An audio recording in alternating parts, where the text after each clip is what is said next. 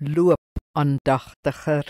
Lukas 19 verse 39 en 40 sê, sommige van die fariseërs in die skare het egter vir Jesus gesê, Meester, berus by u disippels, maar hy het geantwoord, ek sê vir julle, as hulle stil bly, sal die klippe dit uitroep.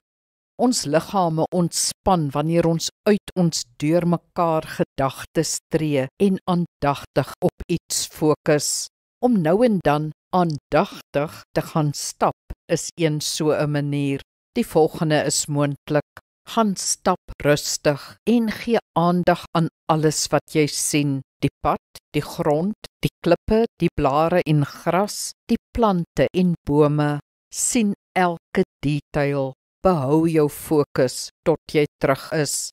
Nog beter is om dankie te sê vir alles wat jy sien. Byvoorbeeld, dankie Vader vir hierdie kleurvolle herfsblare. Dis so mooi.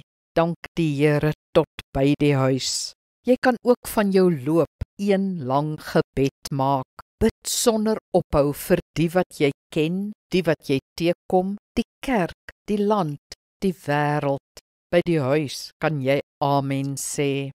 Aandagtige loop is goed vir jou en eer die Here. Kom ons bid saam. Alomteenwoordige Here, as ons net kyk, sal ons u maklik in die natuur raak sien. Ons mis u heerlikheid dikwels net omdat ons te gejaagd lewe.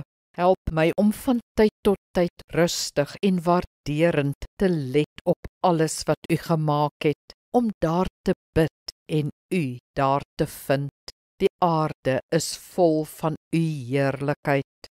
Amen. Die Here seën jou.